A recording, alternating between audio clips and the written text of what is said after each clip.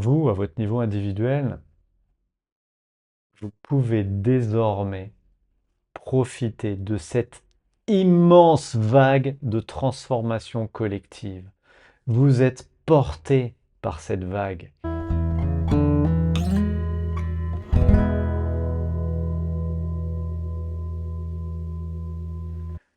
Bonjour à tous, vous qui avez à la fois la curiosité et le courage d'explorer votre conscience.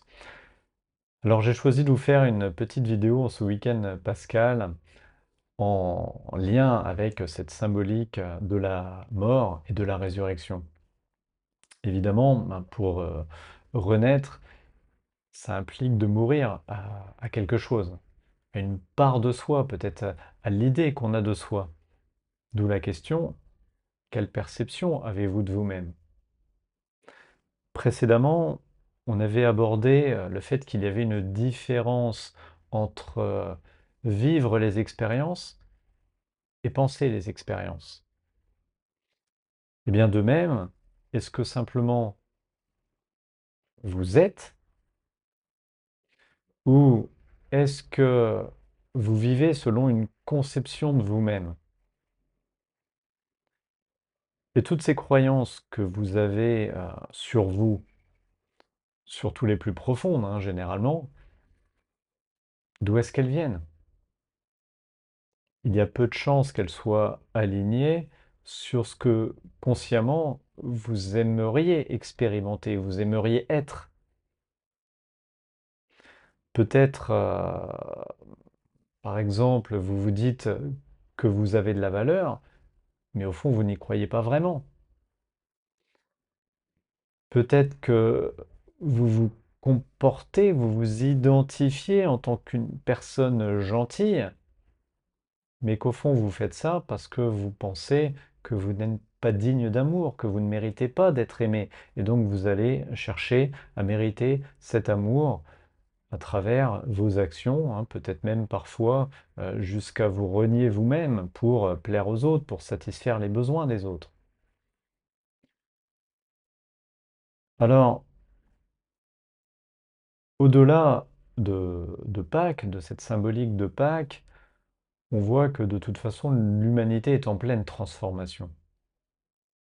Depuis quelques années, euh, beaucoup de choses négatives se produisent dans le monde et font que de nombreuses personnes ont l'impression que le monde va de moins en moins bien, ou plutôt de pire en pire, qu'on va droit dans le mur, qu'il devient de plus en plus horrible. Eh bien en fait, non. En fait, ce qui se passe au niveau collectif n'est que le reflet de ce qui se passe au niveau individuel. Par exemple, lorsque j'accompagne une personne, eh bien, elle vient me voir peut-être parce que elle a des schémas répétitifs dans sa vie qui la perturbent, peut-être parce qu'elle a des peurs qu'elle a déjà identifiées, peut-être parce qu'elle a une profonde angoisse ou même une profonde souffrance. Et généralement, ça, c'est que la partie visible de l'iceberg. Et donc nous, ce qu'on va faire, c'est que tout de suite, on va plonger, on va aller voir la partie cachée de l'iceberg. Et c'est là que la personne va prendre conscience des schémas qui l'animent au fond. Elle va prendre conscience des peurs, des croyances limitantes sur lesquelles elle s'est construite.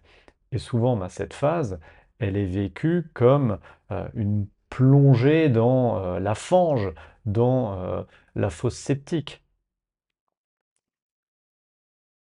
Mais en fait, c'est pas parce qu'elle en prend conscience à ce moment-là, évidemment, que c'est nouveau, bien au contraire. C'est simplement que désormais, ça lui est visible. Et cette phase est nécessaire pour ensuite pouvoir guérir, pouvoir se libérer de ses peurs, de ses souffrances, etc. Et bien, si on ramène ça au niveau collectif, c'est exactement la même chose. Hein, par exemple, depuis quelques années, on voit qu'il y a de plus en plus de dénonciations de cas d'abus, que ce soit dans le monde du cinéma, dans le monde de la politique. Mais bien entendu, ça n'a rien de nouveau. D'ailleurs, on voit souvent les affaires qui sortent actuellement sont sur des faits anciens et c'est un fil qu'on va dérouler et puis on s'aperçoit qu'il y a eu plein d'autres cas de ce genre. Donc, le monde ne va pas plus mal qu'avant. Simplement, tout ce qui était caché remonte à la surface, remonte au niveau, ça peut être conscientisé par le collectif. Bref, l'obscurité est mise en lumière.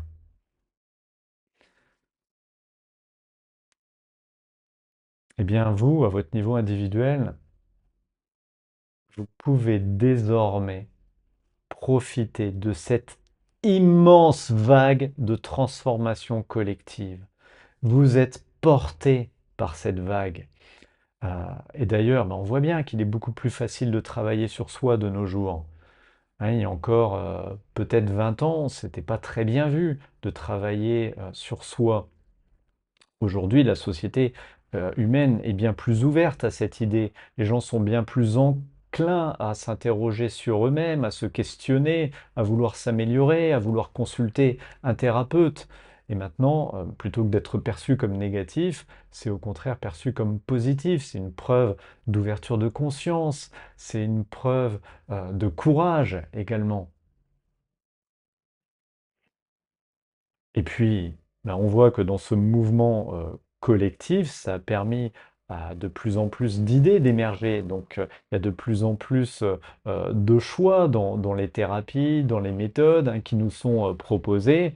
Et puis, évidemment, il y a cette richesse d'Internet, au-delà de nous permettre de découvrir tout un tas de techniques, ça nous a permis de nous rassembler, ça nous a permis de se questionner ensemble, de partager nos problématiques, bref, d'évoluer ensemble. Nous nous aidons les uns les autres.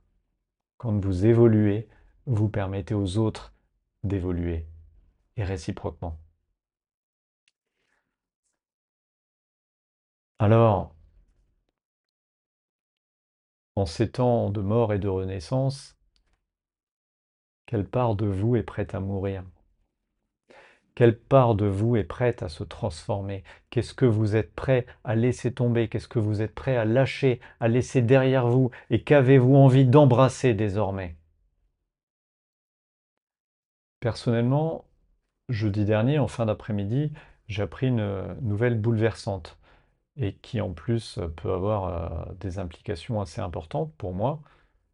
Mais je sais très bien qu'au fond, ça correspond à une partie de moi que je dois lâcher, une part, quelque chose que je dois laisser derrière moi pour mieux renaître, mieux me transformer, mettre en place de nouveaux schémas.